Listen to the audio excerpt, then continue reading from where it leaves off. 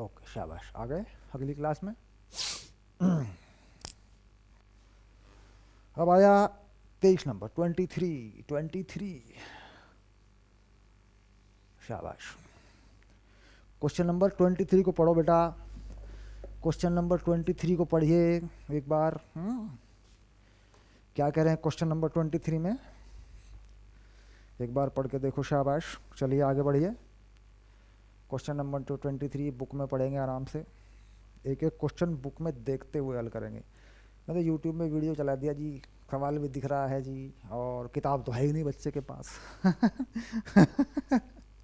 चलिए अपनी किताब खोलिए, 23 पढ़िए, हल करते हैं। शाबाश, चलिए।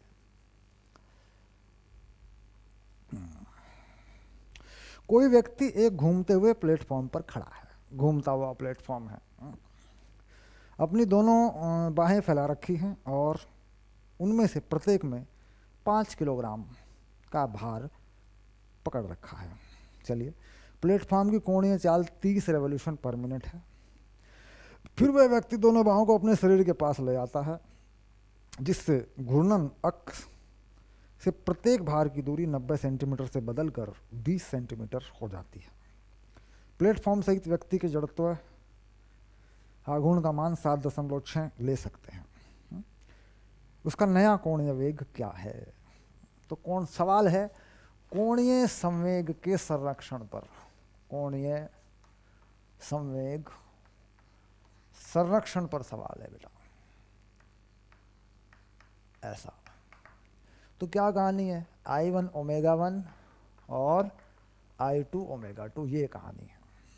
मतलब पहले व्यक्ति क्या करता है, यूँ घुमा रखा, पकड़ रखा है, खड़ा है, फिर यूँ ले आता है, मतलब यूँ घूम रहा है ना ऐसे, तो बाद में फिर यूँ कर लिया।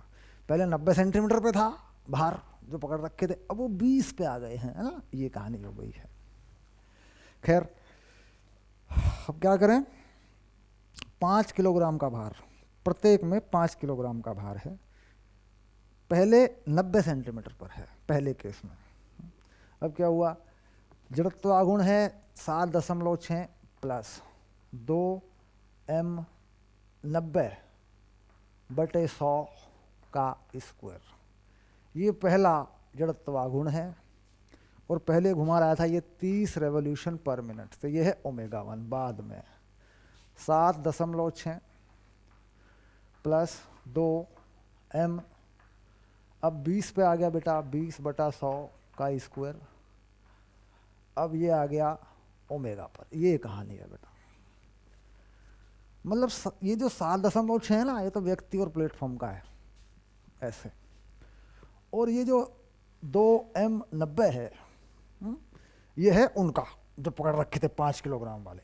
कितनी दूर थे वो, 90 आर स्क्वायर, क्योंकि सेंटीमीटर को मीटर बनना पड़ेगा, 2 थे ना बेटा दोनों हाथों में।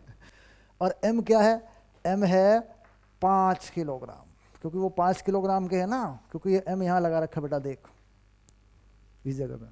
अच्छा, अब जब हाथ सिकोड़ लिए तो व्यक्ति और प्लेटफॉर्म का तो इतना ही रह गया, किताब में साफ साफ सवाल में देख रख दिया है आपको। अब ये m, ये फिर 5 किलोग्राम वाले भार हैं, तो बेटा ये m बराबर 5 किलोग्राम के 2 डंबल पकड़ रखे हैं, 2 ही वस्तु पकड़ रखी है, देखो। अब सिकोड़ के कितने पे आ गए, 20 पे। अब 20 पे आ गए, देखिए आर बन गया mr स्क्वायर, 2 है ना तो 2 लगा रखा है, 2mr स्क्वायर। चलिए ओमेगा निकलेगा बेटा, यहाँ से निकाल लो ओमेगा। चलिए पहले वैल्यू लगा लो इसकी, 7.6, ये 10 हो जाएगा बेटा, और ये हो जाएगा 9/10, यानी 81/100, ऐसे। ये 30 हो गया। रेवोल्यूशन पर मिनट है, होता किस में है, रेडियन पर सेकंड में होता है। तो अगर ये रेवोल्यूशन पर मिनट है तो ये ओमेगा भी, दूसरा भी रेवोल्यूशन पर मिनट में ही आने वाला है, ठीक है। अच्छा आगे चलते हैं, 7.6 प्लस ये फिर 10 हो गया बेटा, ये हो गया 1/5 हो जाए ना, 1/25 हो गया ये तो सीधा, क्योंकि 20 पंजे 100, और इसका स्क्वायर भी है, 1/25 हो गया ये लो।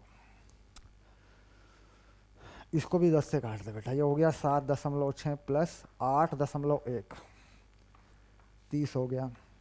और ये कितना होगा, कुछ होगा ही नहीं है, तो ये तो पूरा 8 हो गया, क्योंकि देख ये कितना होगा 25 0.4 और ये 6, तो 8 ही हो गया पूरा ओमेगा।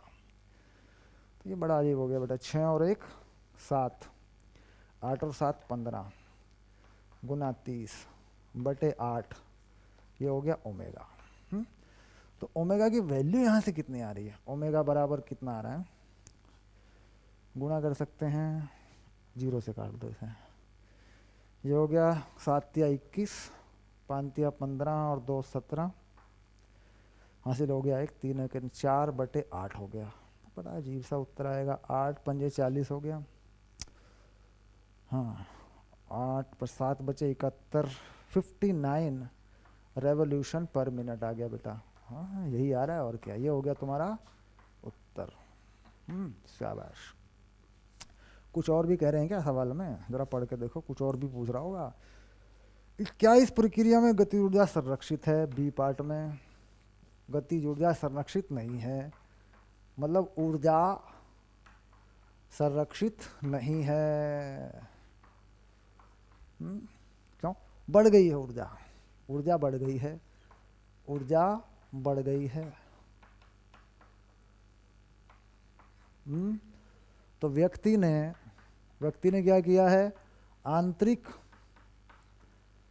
ऊर्जा प्रदान करके कोणीय चाल को बढ़ाया है। पक्का? ऐसे, यानी हाथ खींचे हैं अंदर की तरफ, कोणीय चाल बढ़ गई है, तो हाथ खींचने में काम किया है। समझ रहे? तो क्या हुआ? गतिज ऊर्जा संरक्षित नहीं है, बढ़ गई है उसकी वैल्यू, तेज घूम रहा है। शाबाश। तो इसमें परिवर्तन का स्रोत क्या है? आंतरिक ऊर्जा। ये बेटा आंतरिक ऊर्जा, शारीरिक ऊर्जा, फिजिकल एनर्जी, मांसपेशियों की ऊर्जा, हाथों की ऊर्जा, बॉडी की ऊर्जा है। चलिए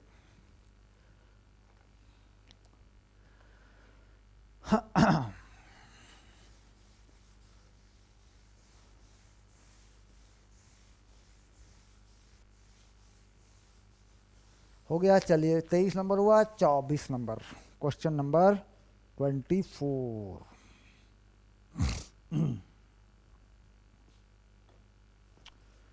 क्वेश्चन नंबर 24 पे चलते हैं बेटा। शाबाश।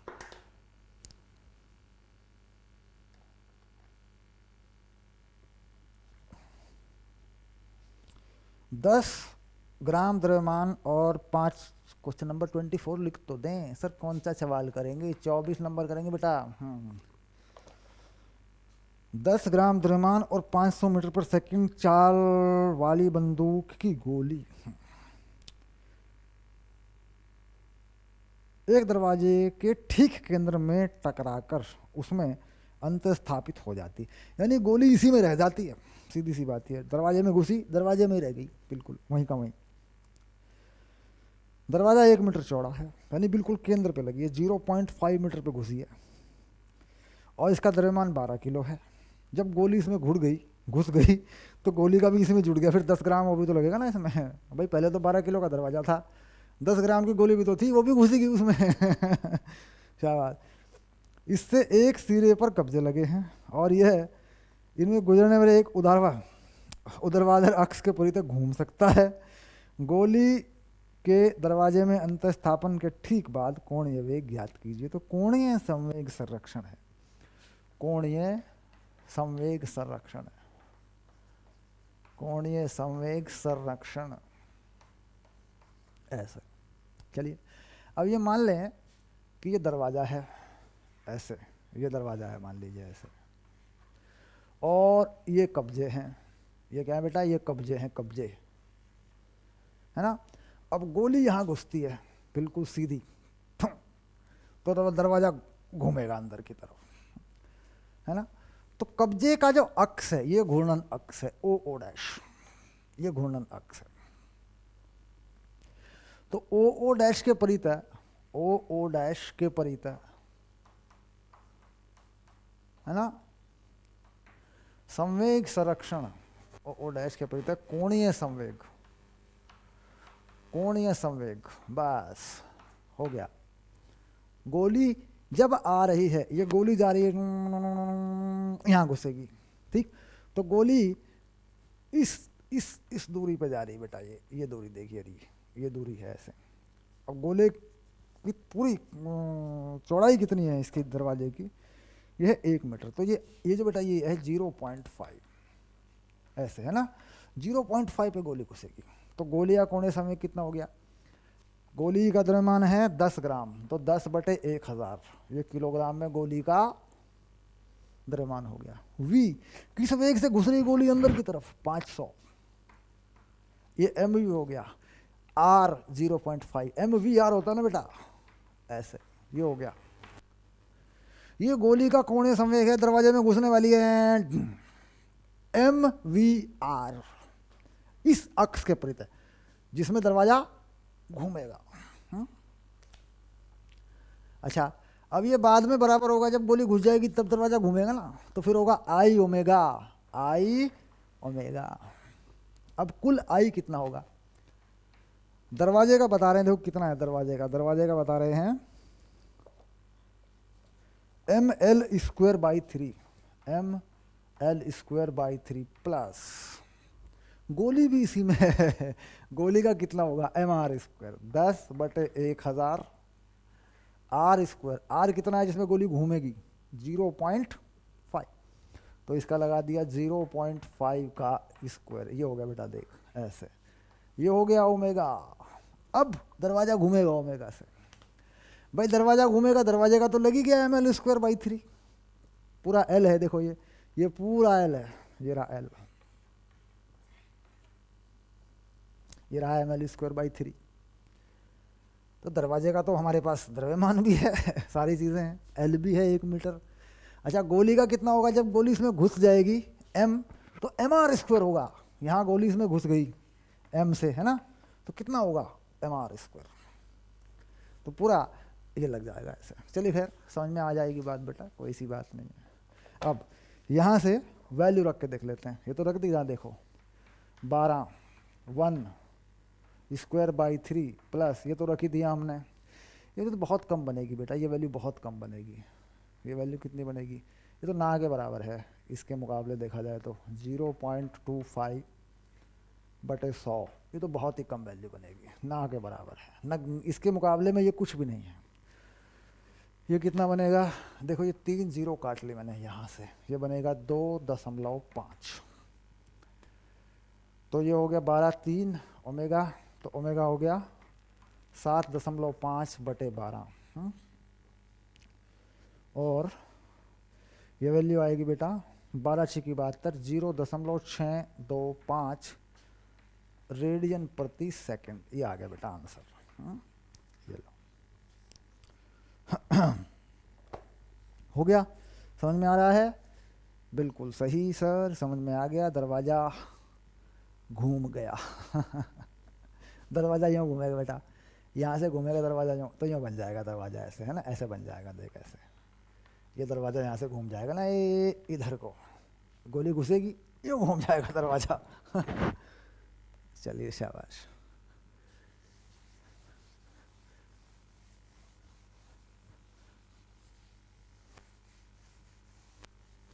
अगला क्वेश्चन पढ़ लो बच्चों, अगला क्वेश्चन पढ़ो बेटा, शाबाश, अगला सवाल पढ़ो। घूर्णन गति मतलब घुमा देगी दिमाग को दिमाग को घुमा देती है घूर्णन गति शाबाश, हो गया, आगे चलते हैं। हाँ, अब आया 25, 7 25, ये डेरिवेशन है बेटा, इस डेरिवेशन को समझना है कैसे होता है ये, बहुत ध्यान से ये डेरिवेशन को समझना है बेटा, इसको डराइव करके दिखाऊंगा मैं। ओके, कह रहा 2 डिस्क हैं जो अलग अलग घूम रही हैं, 2 डिस्क अलग अलग घूम रही हैं। देखो बेटा, ये मान लो एक डिस्क घूम रही है ना, ऐसे, ये कोई डिस्क है जो इस तरीके से घूम रही है, अपने तरीके से घूम रही है ऐसे, ω1 से इसका जड़त्वागुण I1 है। ओके, शाबाश, इसमें कुछ ऐसा करेंगे कि अच्छे से हमें दिख जाए, ऐसे ऐसे घूम रही, मान लो, बिल्कुल इसी सेंस में एक दूसरी डिस्क भी घूम रही है बेटा, दूसरे वाली भी बना लो। देखो ये भी घूम रही है बेटा ऐसे, ये भी एक डिस्क है और ये भी घूम रही है ऐसे, ये भी अपने तरीके से घूम रही है ऐसे ऐसे, है ना। इसका I2 है और ये घूम रही है कोणीय चाल ω2 से, दोनों डिस्क घूम रही है। इसका चित्र कुछ बढ़िया नहीं बना बेटा, चलो कोई बात नहीं है। और ये भी घूम रही, ऐसे कर लेते हैं।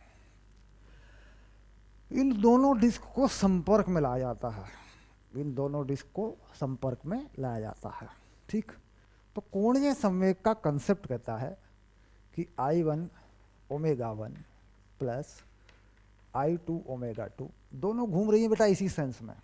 मतलब ऐसा नहीं हो रहा ये ऐसे घूम रही तो ये भी ऐसे ही घूम रही है, ऐसा नहीं ये ऐसे घूम रही है उल्टी डायरेक्शन में है, फिर नहीं, फिर जुड़ेगा नहीं, फिर घट जाएगा। तो ये बाद में दोनों डिस्क को चिपका दिया गया, एक के पास दूसरी, एक के ऊपर दूसरी डिस्क को रख दिया गया, यानी बाद में दोनों को जोड़ दिया गया। एक घूमती हुई डिस्क के ऊपर दूसरी घूमती हुई डिस्क को रख दिया गया, तो कोणीय संवेग क्या होगा, संरक्षित रहेगा।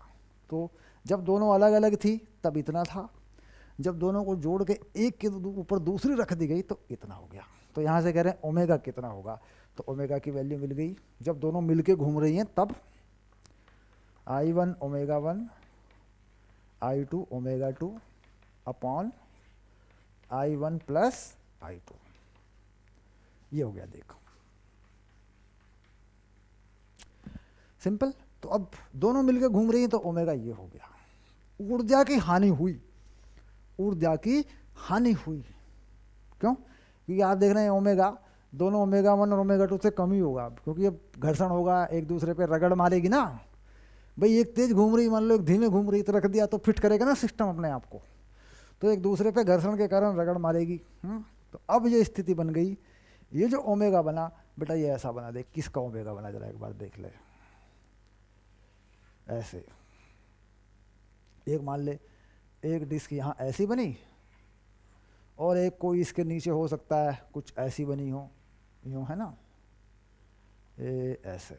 तो दोनों डिस्क जो है, एक डिस्क यहाँ रखी, एक डिस्क दूसरी यहाँ रखी। अब देखो दोनों मिलके घूम रही है ना, अब दोनों मिल गई। देख दोनों डिस्क मैंने मिला दी, देखो बेटा ऐसे, ये देखो ऐसे, दोनों डिस्क मिल गई अब, है ना, ये एक्सिस ऑफ रोटेशन है। तो यहाँ पर बना ओमेगा, यहाँ पर ओमेगा बन गया ऐसे। अब बना ओमेगा ऐसे, ओके, दोनों मिल गई। अब इस पूरे प्रक्रम में ऊर्जा की हानि, ठीक।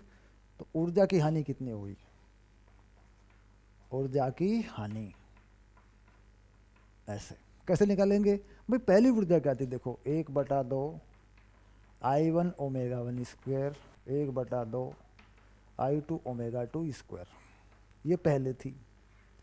अच्छा बाद में कितनी है, बाद में भी तो है ना, वो है 1/2 I1 प्लस I2 और ओमेगा स्क्वायर। बेटा ये बाद में है, दोनों मिलके चल रही हैं ओमेगा से, तब ये बाद में है। तो ये फॉर्मूला सॉल्व कर लें, ओमेगा का जो वैल्यू है बेटा यहाँ से उठा के यहाँ रख लो, तो कितना आएगा 1/2 I1 I2 I1 plus I2 और ω1 माइनस ω2 का स्क्वायर। ये हो गया तुम्हारा आंसर। ये ऊर्जा की हानि है। सर ये कैसे आ गया अचानक, हमने तो देखा ही नहीं सर, ये कैसे होगा? बेटा जब ये वैल्यू ओमेगा का यहाँ रखोगे और इसे पूरा सॉल्व करोगे अच्छे से, 1/2 कॉमन ले लोगे, कुछ पद आएंगे उन्हें काट पीट लोगे, तो ये आएगा। ये है ऊर्जा की हानि। शाबाश। तो समय ज़्यादा नहीं लगाएंगे ना, क्योंकि मैथमेटिकल गुणा भाग करने वाली चीज़ का क्या है, आप खुद इस उत्तर को ला सकते हैं। भाई यहाँ से मैं इसे पूरा सॉल्व करके दिखाऊँ, ये स्क्वायर यहाँ डालूँ, ब्रैकेट खोलूँ, 1/2 कॉमन लूँ, क्या होगा? वो तो काम आप ही कर लोगे। कुल मिला के इस वैल्यू से ये वैल्यू ओमेगा का मान यहाँ से निकाल के वहाँ रखना है और निकाल लेना है अपना। चेक करेंगे, निकालेंगे पक्का, ठीक। ये 25 हो गया, 25 को हटा देते हैं, शाबाश, अब आगे बढ़ेंगे। मतलब जब बड़ा प्रोजेक्ट होता है ना, हमारे पास बड़ा काम होता है, तो बहुत ज़्यादा सजा धजा के बात नहीं करते फिर, बहुत सजा धजा के, मतलब एक एक क्लास में सर एक ही सवाल कराना है सर, 15 मिनट में एक सवाल कराना है और उल्टी पुल्टी बातें करनी है, बच्चों के सामने बड़ी बड़ी डींगे हाँकनी है साहब, बड़े बड़े डायलॉग मारने हैं, और फिर हमें इस वीडियो को यूट्यूब पे डाल देना है साहब, देखो मैंने एक सवाल किया बच्चों, ये बड़ा बड़ा, ये सब नहीं करना बेटा। इतने बड़े कोर्स में इतना काम नहीं है, एक सवाल के लिए इतना वेटेज नहीं होता। सवाल क्या है, लॉजिक क्या है, किया लिखा, चलो आगे बढ़ो, अगला करो। जब सारा काम निपटाना हो ना, तब वो कहानी बनती नहीं है फिर।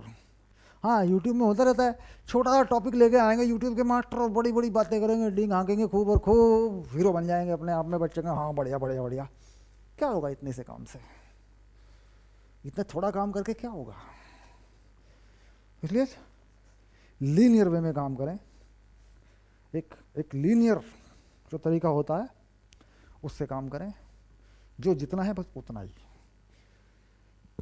काम पूरा निपटाना है ना, तो बस। चलिए अगला सवाल पढ़ लेते हैं, शाबाश। हाँ, लंबवत अक्षों का प्रमेय, समांतर अक्षों का प्रमेय 26 बेटा होमवर्क है, इसको कर लेंगे। ये 25 था, 7 26, ये होमवर्क है, ये डेरिवेशन है।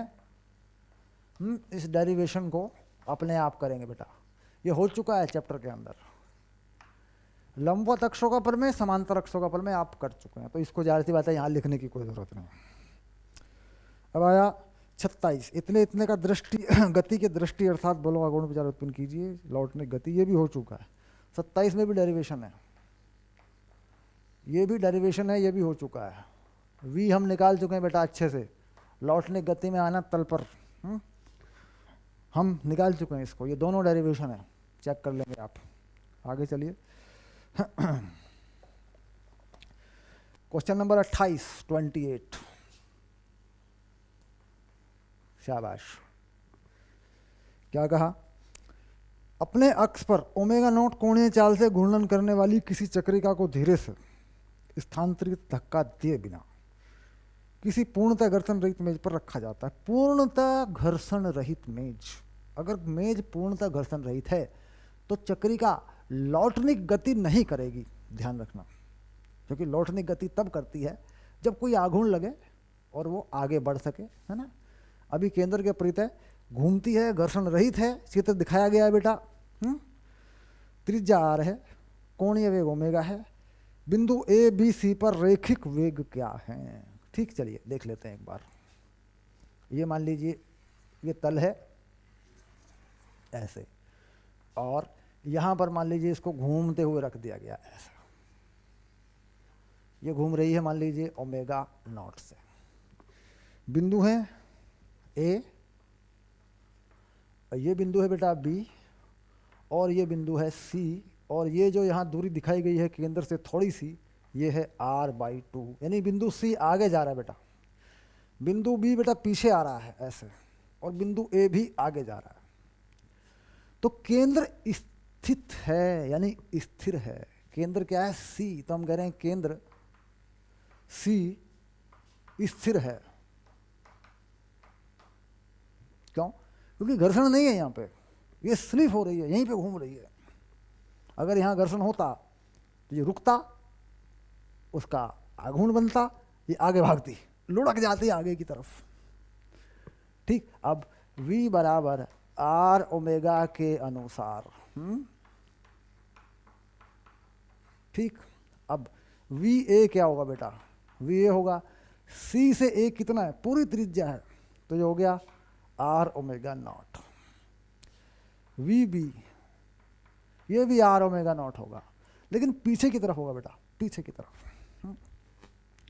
We C R omega naught by 2 होगा आगे की तरफ, क्योंकि यहाँ पे कितना है आर?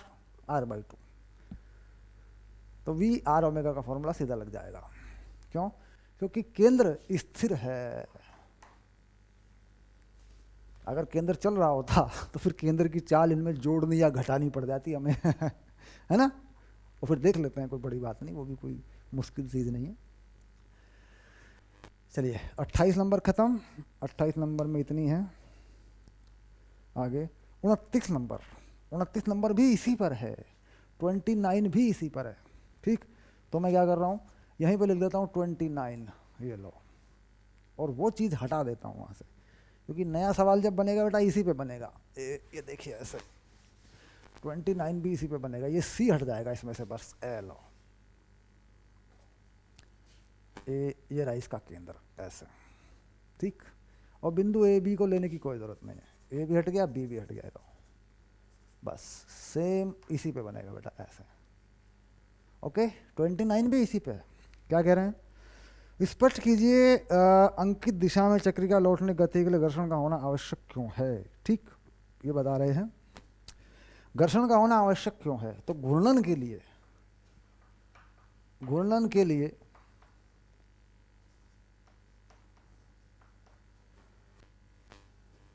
घर्षण बल द्वारा आघूर्ण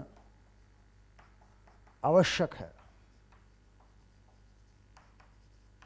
ये आ गया भाई, घूर्णन तभी करेगा, अगर घूर्णन करेगा तो यहाँ जहाँ संपर्क तल है यहाँ घर्षण जरूरी है। मतलब पहले का घूर्णन तो हो ही रहा है, पहले का तो घूर्णन हमने करा के ही छोड़ा, इसको ओमेगा नॉट से घुमा के तो रखा है यहाँ पे। तो संपर्क तल को स्थिर करने के लिए, तो वहाँ पर घूर्णन को रोकना है, संपर्क तल पे घूर्णन को खत्म करना है, तो घूर्णन के लिए घर्षण बल आवश्यक है। ठीक, तो घूर्णन जो हो रहा है इस संपर्क को, इस बिंदु पे, संपर्क बिंदु पे घूर्णन को रोकने के लिए ऐसा करना पड़ रहा है, क्योंकि जब तक संपर्क बिंदु पे यहाँ ये रुकेगी नहीं तब तक आगे नहीं भागेगी, स्लिप हो जाएगी आगे की तरफ, हम कोई वेग दे भी दें तो यहाँ स्लिपिंग हो रही है, तो इस बिंदु को रोकना है। संपर्क बिंदु को विराम अवस्था में लाने के लिए यहाँ एक बल आघूर्ण आवश्यक है।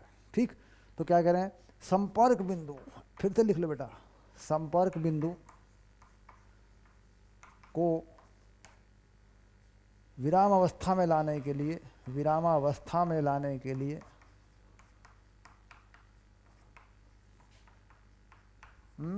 ऐसे आघूर्ण बल, आघूर्ण या बल द्वारा आघूर्ण आवश्यक है, घर्षण बल द्वारा आघूर्ण आवश्यक है। ये ले देख, घर्षण घूर्णन के लिए ऐसा लिख दिया, घर्षण बल द्वारा आघूर्ण आवश्यक है। तो अब अगर ये घूम रही है यूं, यहाँ स्लिप हो रही है, तो घर्षण बल तो बेटा आगे को लगाना पड़ेगा, फिर तभी तो रुकेगा। भाई यूं भाग रहा है पीछे, तो इधर को बल लगाऊंगा, यहाँ घर्षण बल संपर्क बिंदु पे, तभी ये रुकेगा। तो घर्षण बल किधर को लग गया, आगे की तरफ लग गया। ठीक, अब ये घर्षण बल क्या करेगा, इस बिंदु को रोकेगा। ये हो गई बात। आगे बी पर घर्षण बल की दिशा तथा परिशुद्ध लुढ़कन आरंभ होने से पूर्व घर्षणी बल आघूर्ण की दिशा क्या होगी। ठीक, तो घर्षण बल की दिशा तो दिखा दी मैंने एफ, क्योंकि तभी रोकना पड़ेगा, ये रही आगे की ओर। तो जब मैं 29 का ए पार्ट लिखूंगा, ठीक, तो एफ की दिशा आगे की ओर, ये हो गया। अच्छा, आघूर्ण की दिशा, आघूर्ण की दिशा है ना, ऐसे लिखते हैं बेटा, आघूर्ण की दिशा भी तो लिखनी पड़ेगी ना हमें। तो ये कैसा आघूर्ण है, केंद्र के प्रति यूं, भाई ये तो बल आगे को लगा ना, तो यूं घुमाएगा इसको, ऐसे उल्टी हो गई तो बाहर की तरफ, यानी दक्षिणावर्त होगी कि नहीं बताओ। जब यूं घुमाएगा आघूर्ण यूं, तो बाहर, अंगूठा बाहर को नहीं आएगा। देख, ये बल ऐसे लगा हुआ है, केंद्र पे अंगूठा रखें बल आगे को, तो यूं घुमाएगा तो बाहर को नहीं आ जाएगी। शाबाश, ये भी हो गया। अब परिशुद्ध लौटने की गति आरंभ होने के पश्चात घर्षण बल क्या है। ठीक, तो इसका बी हो गया।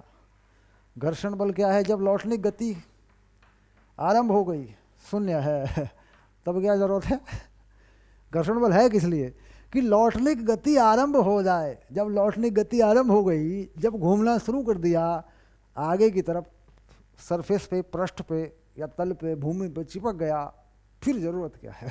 तो फिर कितना है? शून्य। यानी घर्षण बल तब तक है, तब तक इसकी ज़रूरत है जब तक लौटने की गति प्रारंभ ना हो जाए।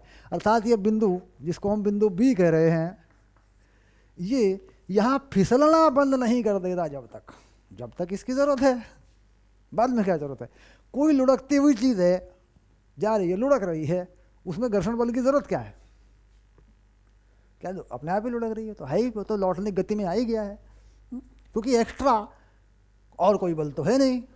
भाई आनत तल पर एक बल होता है mg sin थीटा, तो वहाँ पर घर्षण बल लौटने गति में लगा रहता है। अगर वो ना लगे तो mg sin थीटा फिसला देगा उसको।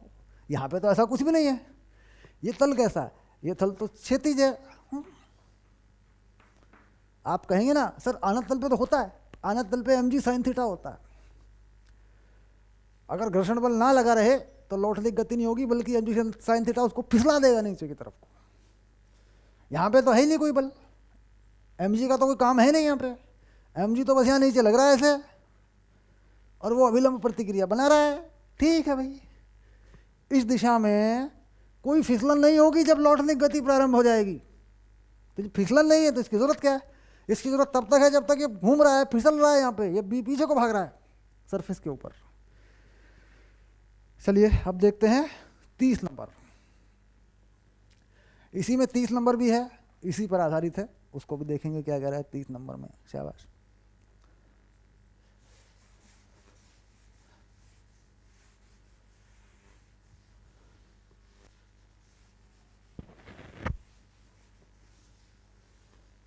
चलिए 30 नंबर में क्या पूछता है देखते हैं। 10 सेंटीमीटर त्रिज्या की ठोस चक्रिका इतनी ही त्रिज्या का कोई छल्ला की क्षैतिज छल पर एक ही क्षण इतने इतने कोण रखे जाते हैं। इनमें से कौन पहले लौटने गति प्रारंभ कर देगा? गतिज घर्षण गुणांक इतना इतना है। तो सिंपल सी बात है। ये जो कहानी है ये 10 सेंटीमीटर आर है। ये आर कितना है? 10 सेंटीमीटर है। और कोणीय चाल ओमेगा नॉट की वैल्यू बता रहे हैं 10 रेडियन पर सेकेंड। दोनों रखे जाते हैं, ये कहानी है। तो कौन पहले लौटने की गति प्रारंभ कर देगा? ये पहला सिंपल सी बात है। हम लोग कौन पहले, एक छल्ला है एक डिस्क है। तो मान लीजिए डिस्क है बेटा, डिस्क। तो डिस्क का जो आई है ना, ये होता है mr²/2। और अगर छल्ला है तो छल्ले का आई होता है बेटा mr²। ठीक। अब होता क्या है, घर्षण बल का दोनों पर एक आघूर्ण लगता है। तो हम कह रहे हैं F/R I mr²/2 अल्फा। ये क्या हो गया? ये डिस्क हो गया। अच्छा, F/R mr² अल्फा, ये α1 ये α2, ये हो गया छल्ला।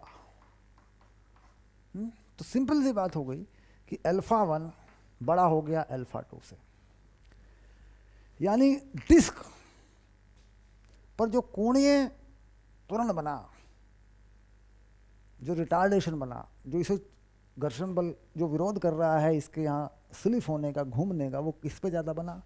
डिस्क पे बना। तो जिसका पहले रुक जाएगा ये फिसलन, जिसका फिसलना, जिस केस में इस डिस्क का यूँ फिसलना पहले रुकेगा यहाँ पे, वो लौटने की गति जल्दी शुरू कर देगा। तो इसका मतलब डिस्क की लौटने की गति जल्दी प्रारंभ हो जाएगी। डिस्क की लौटने की गति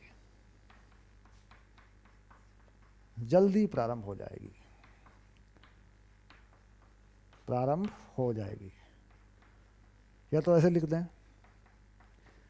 या ऐसे लिख दें कि डिस्क की लौटने की गति छल्ले से पहले प्रारंभ हो जाएगी, क्योंकि इस पर कोणीय मंदम, कोणीय त्वरण ना कहें बेटा, कोणीय मंदम ज़्यादा है, क्योंकि उसका जड़त्वाघूर्ण कम है।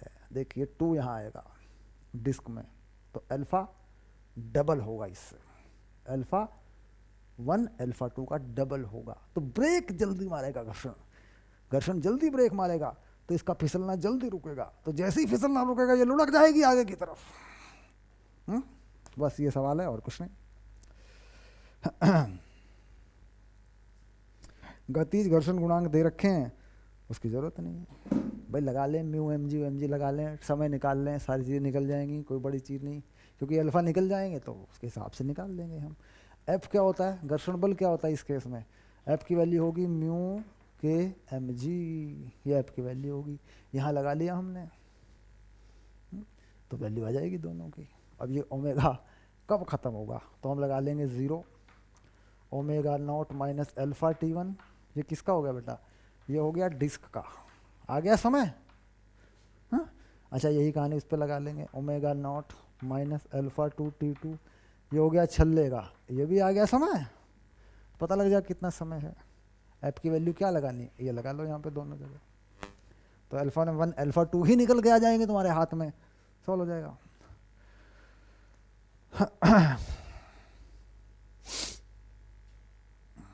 चलिए आगे बढ़ते हैं। ऐसा कोई ज़्यादा पीछे निकाल के दिखा रखा है बेटा, पीछे ये चीज़ निकाल के दिखाई हुई है, कितना होगा, एक का डबल होगा दूसरा, वो समय भी आ जाता है, कोई बड़ी बात नहीं है। एनसीईआरटी में हिंट दे रखा है, म्यू के एम जी लगा के ये सब निकाल रखा है। ओमेगा कितना है, 10 रेडियन पर सेकंड है, तो यहाँ लगा दी 10, अल्फ़ा 1 अल्फ़ा 2 लगा दिया, टाइम आ जाएगा, तो एक का दुगना है तो समय आधा आएगा, तो सिंपल है। पर उत्तर का जवाब सिर्फ ये बताना था कि कौन पहले लौटने की गति शुरू करेगा, जिसका जड़त्वागुण कम है, डिस्क का है ना, तो डिस्क पहले शुरू कर देगी, बात पूरी हो गई।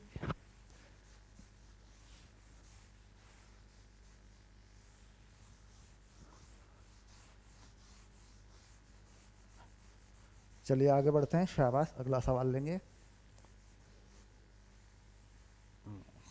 मतलब बड़ा चैप्टर है, काफ़ी काफ़ी काफ़ी सारे सवाल हैं, एक बड़ी दुनिया है।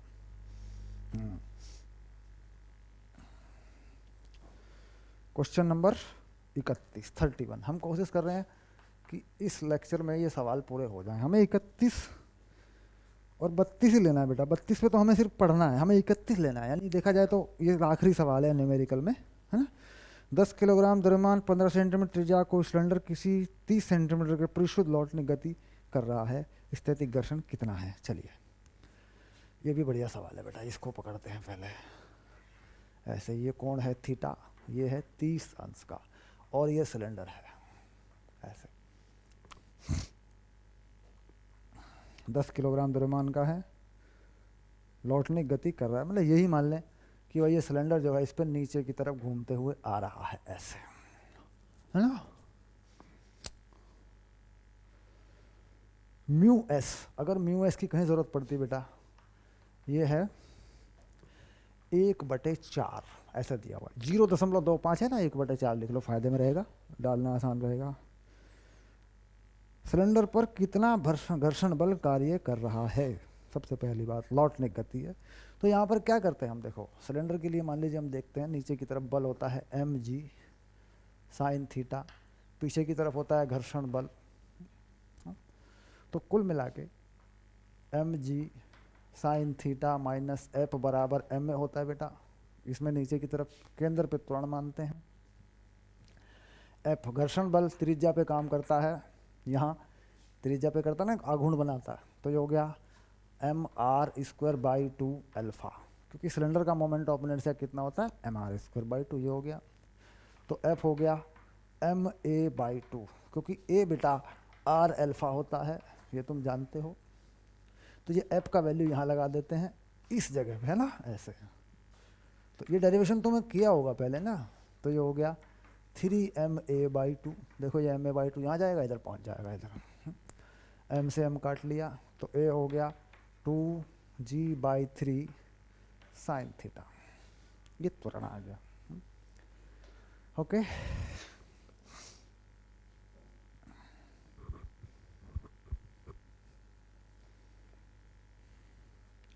अब घर्षण बल कितना है, घर्षण बल की वैल्यू कितनी है, घर्षण बल किसको माने थे बेटा, घर्षण बल क्या था, F, ये था ma/2, है ना। तो देखो ये रहा a, तो m/2, a का वैल्यू कितना 2g/3 साइन थीटा, तो घर्षण बल कितना हो जाएगा, 2 से 2 कट जाएगा, mg3 साइन थीटा। तो साइन थीटा का वैल्यू कितना है, 30 अंश है ना, तो साइन 30 का वैल्यू कितना होगा, 1/2। तो mg/6 है ना, ये हो गया घर्षण बल का मान। चलो अच्छा, लॉटन की अवधि में घर्षण के विरुद्ध कितना कार्य किया जाता है। लॉटन की अवधि में घर्षण के विरुद्ध कितना कार्य किया जाता है, मतलब घर्षण बल द्वारा कितना कार्य किया जाता है। तो घर्षण बल द्वारा कार्य किया जाएगा बेटा जब घर्षण बल फिसलता है। ये घर्षण बल क्या करता है, ये घर्षण बल घूर्णन गतिज ऊर्जा को पैदा करता है, ठीक है। तो घूर्णन गतिज ऊर्जा को बनाता है ये, यानी यही है जो घुमाता है, यही है जो घुमाता है। तो इसका मतलब ये हो गया कि कितना कार्य करेगा, तो फिसले तो कार्य होगा ना। अब घर्षण के विरुद्ध कार्य होगा ही नहीं कोई, इस तरीके से देखा जाए तो, क्योंकि ये कह रहा है घर्षण के विरुद्ध कितना कार्य किया। घर्षण बल द्वारा तो नहीं पूछ रहा है, ये घर्षण बल द्वारा कार्य किया जाता है वो जो रोटेशन में होता है, जो घूर्णन गति को पैदा करता है। तो यहाँ पर आ गया 0, 0। घर्षण के विरुद्ध कोई कार्य नहीं होता है, घर्षण केवल घूर्णन पैदा करता है बस। यहाँ पे घर्षण के विरुद्ध कार्य बेटा तब होगा जब कोई वस्तु फिसल जाए, तभी तो। अब फिसल तो को रहा नहीं है, तो घर्षण बल जो भी कार्य करेगा वो कहाँ जाएगा, घूर्णन गतिज ऊर्जा में, तो विरुद्ध कुछ नहीं हुआ। इसके बाद यदि समतल के झुकाव थीटा में वृद्धि कर दी जाए तो थीटा के किस मान पर लौटने गति करने के बजाय फिसलना प्रारंभ कर देगा। तो फिसलना प्रारंभ कब करेगा, मतलब थीटा को बढ़ाते जा रहे हैं, फिसलना प्रारंभ कब करेगा। तो मैक्सिमम जो घर्षण है बेटा कितना हो सकता है, एफ का अधिकतम मान कितना हो सकता है, ये होता है mu S M G cos theta, होता है कि नहीं भाई। ये अभिक्रिया बनती है, देखो ये एम जी कॉस थीटा होता है, ये प्रक्रिया बनती है एन। तो अधिकतम घर्षण कितना हो सकता है, सीमांत घर्षण म्यू एस एन, तो एन का मान तो ये होगा ना, देखो तो mu S M G cos theta, और है कितना बेटा घर्षण का मान, घर्षण बल का मान है mg/3 sine theta, mg/3 sine theta. तो ये जो थीटा है बेटा ये वाला नहीं है, ये थीटा दोबारा आता है यहाँ से, तो mg हटा लो, देखो तो ये हो गया टेन थीटा बराबर 3 म्यू एस, जी कट गया बेटा, हाँ ऐसे। तो यहाँ से आ गया थीटा बराबर 10 इनवर्स 3 म्यू एस, तो ये हो गया 10 इनवर्स 3/4। ये थीटा का अधिकतम मान है, मतलब इससे ज़्यादा अगर थीटा करोगे ना, इससे ज़्यादा थीटा करोगे तो फिसल जाएगा, लुढ़केगा नहीं, फिसल जाएगा, क्योंकि हम ये कोण बढ़ाते जा रहे हैं तो तेज होता जाएगा सिस्टम, तुरंत बढ़ता जाएगा, फिर ऐसी स्थिति होगी इस कोण के बाद वो फिसल जाएगा। तो ये थीटा का अधिकतम मान है, ये थीटा का अधिकतम मान यहाँ से लगेगा ऐसे। तो इस थीटा को बेटा थीटा डैश मान सकते हो, theta dash, theta dash, theta dash, तो डैश मान लिया इसको, क्योंकि थीटा तो हमने 30 डिग्री मान रखा है ना, तो थीटा डैश बना दिया, देख मैंने इसे, अधिकतम कोण है ये, जिसपे सीमांत घर्षण काम करता है। और जब तक ये कोण प्राप्त नहीं हो जाता तब तक घर्षण बल का मान इस थीटा के हिसाब से रहता है, 30 के हिसाब से रहता है। देखो अभी इतना है, mg/6 बन रहा है। हाँ मुकेश बाबू, अच्छा मैं जा रहा हूँ, ठीक है।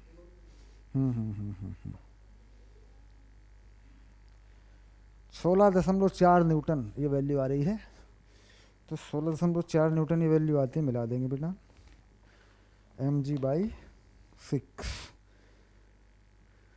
m हो गया 10 100, ओके बेटा 16.4 न्यूटन आएगा, सही बात है, देखो है ना, मिला लेते हैं। m का मान कितना है, m का मान है 10 किलो, यहाँ से जो m का मान आ रहा है वो 10 किलो आ रहा है बेटा, 10 किलो का सिलेंडर है ना ये रहा। तो m का मान यहाँ रख दूँ 16, g का मान रख दूँ 9.8, इतना आएगा घर्षण बल का मान। तो कौन सा घर्षण कैसे काम कर रहा है समझ रहे हैं, नॉर्मल जो घर्षण है वही है। अधिकतम कितना हो सकता है, mu S M G cos theta dash हो सकता है, तो तो कोण कितना है, थीटा डैश, बढ़ा दिया इस कोण को, बराबर किसके होना, तो इसी के बराबर है, रहता तो इतना ही है, तो कोण को साइन थीटा के बजाय थीटा डैश कर दिया, बढ़ा दिया झुकाव को, तो नया थीटा डैश निकाल दिया अधिकतम घर्षण में tan इनवर्स 3/4। अब ये वैल्यू कितनी आ रही है, ये बेटा ज़्यादा आएगी वैल्यू, देख मैं इसका इस टेबल से आती है ना, 37 लगभग है ना, ये आ रही है 37 डिग्री। वे 3/4 मिल ही रहा ना 3/4 होता ही है, तुमने कौन देखा होगा 3/5 4/5, 37 53 अंश वाला बहुत लगाते हैं हम ना, तो 37 आ रही है। अब आया question number 32, question number 32।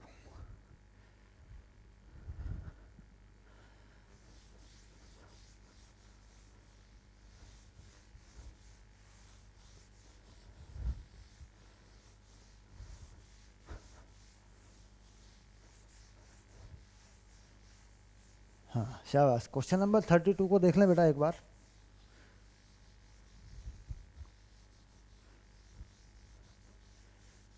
Okay शाबाश, 7:32, बहुत बढ़िया सवाल है। नीचे दिए गए प्रकथन को ध्यानपूर्वक पढ़िए तथा कारण सहित उत्तर दीजिए, इनमें से कौन सा कथन सत्य है। लौटनिक गति, देखो बेटा ए वाले को देख रहा हूँ पहले, ए बी सी और डी। लौटनिक गति करते समय घर्षण बल उसी दिशा में कार्यरत होता है जिस दिशा में पिंड का द्रव्यमान केंद्र गति करता है, तो बेटा ये असत्य है, असत्य, जरूरी नहीं है, घर्षण बल किधर भी हो सकता है। लौटनिक गति करते समय संपर्क बिंदु की तात्क्षणिक चाल शून्य होती है, सत्य है। तात्क्षणिक चाल संपर्क बिंदु की नहीं होती, वो रेस्ट पे होता है, तभी लौटनिक गति हो पाती है, ये आप अच्छे से जानते होंगे बेटा, चैप्टर पूरा पढ़ लिया आपने। सी, लौटनिक गति करते समय संपर्क बिंदु का तात्क्षणिक त्वरण शून्य होता है, ये भी सत्य है बेटा, क्योंकि संपर्क बिंदु में अगर त्वरण होगा तो चाल भी हो जाएगी, तो सी और बी जुड़े हुए हैं। परिशुद्ध लौटनिक गति के लिए घर्षण के विरुद्ध किया गया कार्य शून्य होता है, ये भी सत्य है बेटा, अभी अभी देखा आपने, घर्षण के विरुद्ध किया गया कार्य शून्य होना है, क्योंकि फिसलेगा तब घर्षण के विरुद्ध कार्य होगा, लौटनिक गति में फिसलता नहीं है कोई, तो ये टॉपिक इस तरीके से होंगे बेटा। चलिए अब आ गया क्वेश्चन नंबर 33। 7:33 के सारे डेरिवेशन आप कर चुके हैं, सारी चीज़ें आप पढ़ चुके हैं बेटा, लिख के दिखाने हैं, आप दिखाओ ना दिखाओ आपकी मर्जी, क्योंकि सारे कंसेप्ट आप अच्छे से क्लियर कर चुके हैं, सारी चीज़ें आपने डेरिवेशन सारे बना लिए हैं, तो ये सारा का सारा क्वेश्चन आपका डन है, इसको अलग से पढ़ने की आवश्यकता नहीं है। ओके शाबाश, न्यूमेरिकल जो है वो 31 नंबर तक हैं बच्चों। ओके, मिलेंगे अगले चैप्टर में, शाबाश, गुड।